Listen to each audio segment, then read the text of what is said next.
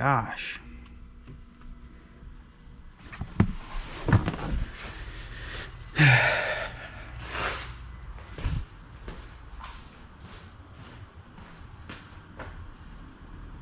And it's fully dead already. Wow. Tried starting it 3 times and it just would not go for it. Got my new battery in today. Let me tell you, this thing is significantly lighter than the factory one. So I'm gonna go ahead and weigh it so you guys can see before and after. This thing weighs 17.8 pounds.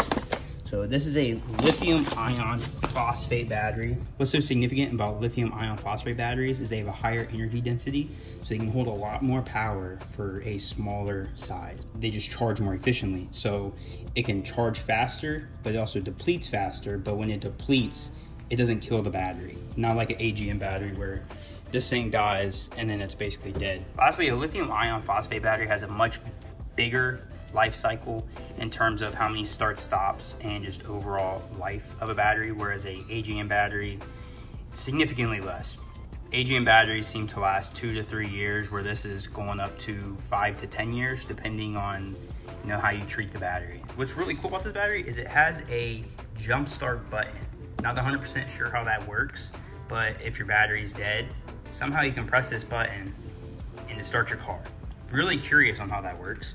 Also, this battery has a lot of battery management safety functions in terms of it prevents overcharge, over discharge, overheating. And the factory AGM battery is out. This is a heavy battery, y'all. Let me show y'all. All right, come on. Are you kidding me? How unfortunate it'd be if that actually died just now. Oh my Lord. Battery, 63.8 pounds. I'm telling you, a heavy freaking battery. All right. Good Lord. Okay, so I'm gonna put in my new 18-pound battery in here. I dropped so much weight. New battery is installed. The car just lost like 40 pounds. Install is very simple. Make sure when you install a new battery, you put it under this little piece here. It's the lip. And then you can see right here, you have a bunch of different points you can put it. So it go to that farthest one there. And then that's it. Super easy. It is in there. All right, so we're gonna talk about some coding real quick. So coding is very important because it's called IBS, Intelligent Battery Sensory, that BMW, Supras, and probably a lot of other cars have. And it all comes down to the alternator. So what I mean by that is when you code your car, you're telling the car what AH the battery is. So then this tells the ECU when to engage or disengage the alternator. So when you're coding a battery, you wanna put it in diagnostic mode. So turn in diagnostic, turn the lights off, AC off. Make sure you have your seatbelt buckled in. That way your car doesn't go to sleep. All right, so the first thing you're gonna do when you code any new battery is go to beamer code, you're gonna connect, and then I'm using an MHD, so I'm gonna connect with that, and then the Toyota Supra, continue. You're gonna identify your control units, wait for that to load. And I actually already set this up because I forgot to click screen record on my phone. So battery capacity, this is a 60 AH instead of a 105. So click on 60 AH, and then battery type, it's no longer an AGM, it's a lithium ion. So then after you do that, click code, it'll be up in the top right corner here. You'll be able to see it on the screen recorded. So then you code it, and then once it's done coding, you disconnect from that.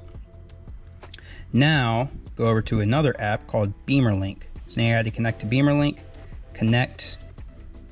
It's a lot of stuff to code in a new battery, let me tell you. All right, so then on BeamerLink, 12-volt battery, and you can see it is set up battery capacity, 60 AH. Battery state of charge is now 99 compared to my AGM, which was 65. And that is when I let the battery sit on the charger all night. It was still at 65%. All right, get us out of diagnostic mode. I'm low-key nervous because we got a new battery and the car hasn't been starting because of, I assume, battery. So I'll give this a shot. Nice, started right up. It didn't do that before, so battery's a win. I want to go over some more numbers when it comes to this new battery. It's a 94R H7 battery with 60 AH and 1500 cranking amps. You compare that to the old one. I know the old one was a 105 and crank amps was only $9.50. So that's where I'm gonna end this video. This video is completely different than what I originally anticipated because I wanted to go out and do some logs after I left the battery on the charger, but as you see, that didn't work out and it's daytime. So my next video, we'll be doing some logs now that the car is 100. Hopefully everything works well. I don't see why I wouldn't, but I will see you guys in the next video.